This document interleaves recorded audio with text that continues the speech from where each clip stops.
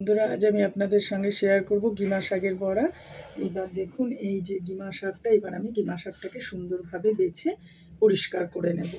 আর এই গিমা শাকটা বাছতে একটু সময় লাগবে, কেননা এতটাই ওর ঝিরিঝিরি পাতা, সামনের মুখের সামনের যে পাতাটা সেগুলো কিন্তু আমি নেব, আর পেছনের যে ডাঁটিগুলো সেগুলো তো নেওয়া যাবে না।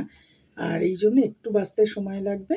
আমি বেছে পরিষ্কার করে নিয়ে আপনাদের সঙ্গে শেয়ার করব কিভাবে আমি কিমা শাকের বড়াটা করব।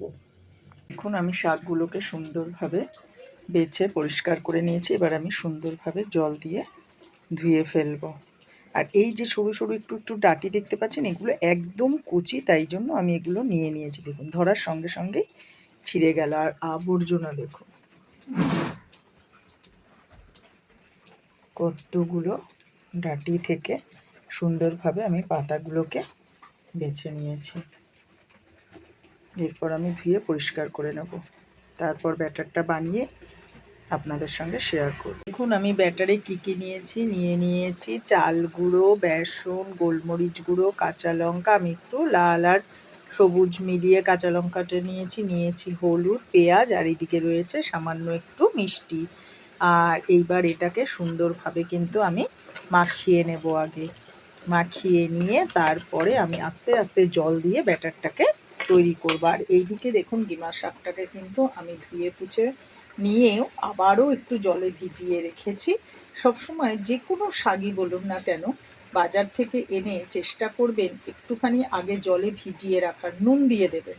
তাতে ওর মধ্যে যদি কোনো পোকা মাকড় যাই কিছু থাকুক না কেন, আমরা চোখে হয়তো দেখতে পাই না, দেখলাম পরিষ্কার, কিন্তু আপনারা যদি একটু নুন দিয়ে যদি ভিজিয়ে রাখেন না, তাহলে কিন্তু আর কোনো অসুবিধা হয় না।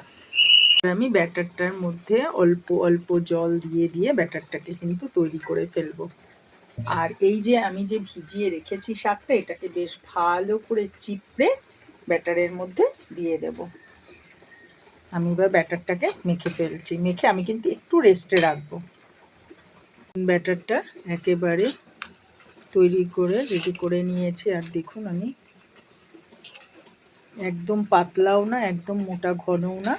আর এইবার আমি এই শাকগুলোকে সুন্দর করে ভিজিয়ে তো ধুয়ে পুছে পরিষ্কার করে রেখেছিলাম। এবার বেশ ভালো করে এভাবে চিপে আমি কিন্তু উপর দিয়ে নিয়ে সুন্দরভাবে মাখিয়ে নেব। মাখিয়ে নিয়ে বড়াটা তৈরি করব। আজ বড়াটা কিন্তু একটু অন্যরকমভাবে হবে, সেটা আপনারা ভিডিওটা দেখতে থাকুন, তাহলে আপনাদের ভালোও লাগবে এবং আপনারা করে খাবেন যখন, তখন মনে হবে যে সত্যি গিমা শাকের বড়া তো আমরা সবাই খাই, কিন্তু আজকের বড়াটা একটু অন্যরকমই লাগলো। এরপর আমি এটাকে ব্যাটারটার সঙ্গে সুন্দর করে মাখিয়ে নেব। দেখুন, একদিকে আমি কড়াটা বসিয়ে দিয়েছি, আর কড়াতে দিয়ে দিয়েছি আজকে আমি ঘি আর সাদা তেল, এই দুটো মিলিয়ে আজকে আমি বড়াটা ভাজবো। আর এই যে দেখুন, ব্যাটারটা তৈরি করে তাকে মাখিয়ে সুন্দরভাবে রেখে দিয়েছিলাম। এবার আমি ছোট ছোট করে বড়াটা ভেজে ফেলবো।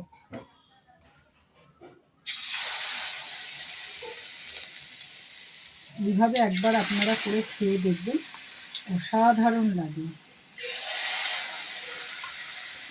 কড়াইয়ের তেলটা বেশ ভালোভাবে গরম হয়ে গেছে, তাই আমি গ্যাসের আঁচটা একটু কমিয়ে দিলাম।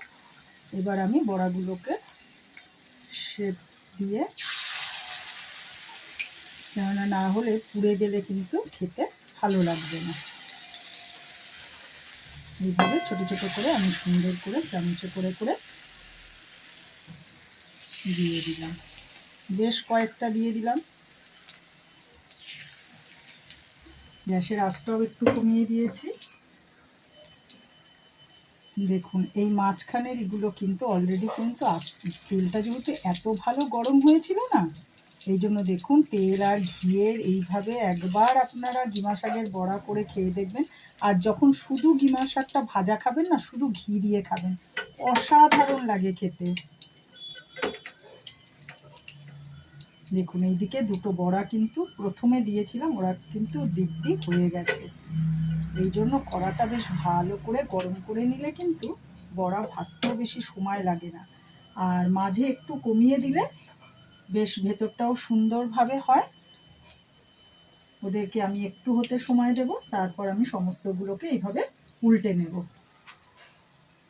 দেখুন আপনাদের সঙ্গে কথা বলতে বলতে বড়াগুলো কিন্তু সুন্দরভাবে ভাজাই হয়ে গেছে, আর আমি দেখুন সবগুলোকে উল্টে পাল্টে নিয়েছি।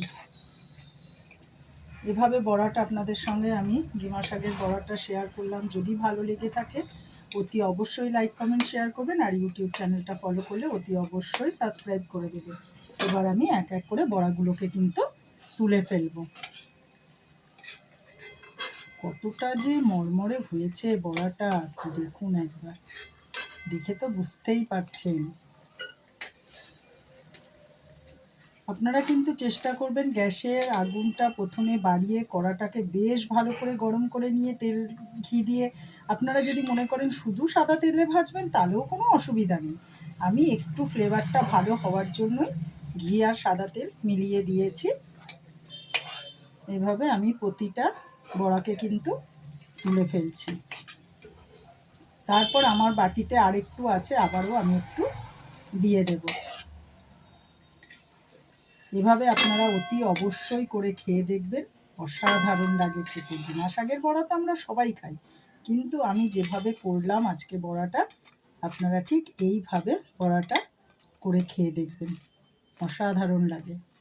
আর এই বৃষ্টি হচ্ছে, যা বৃষ্টির দিনে এই রকম মচমচে বড়া, নোনতা মিষ্টি বড়া দিয়ে মুড়ি খেতেও কিন্তু অসাধারণ লাগে। স্ন্যাক্সে কিন্তু এটা আপনারা অতি অবশ্যই ব্যবহার করতে পারেন।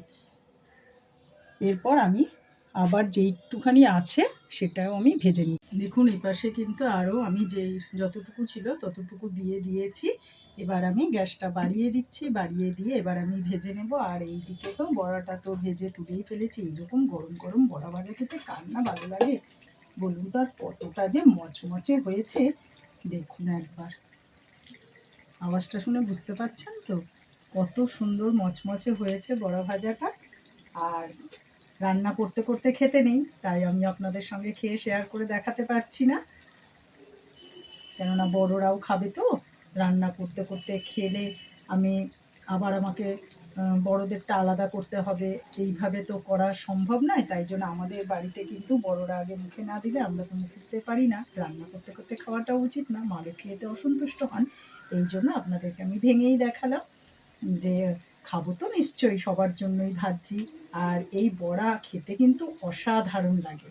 আপনারা কিন্তু অতি অবশ্যই এভাবে করে খাবেন। আর আমি দেখুন এই পাশে কিন্তু দিয়ে দিয়েছি যেগুলো, সেগুলোও কিন্তু এবার আস্তে আস্তে আমি উল্টে নেব।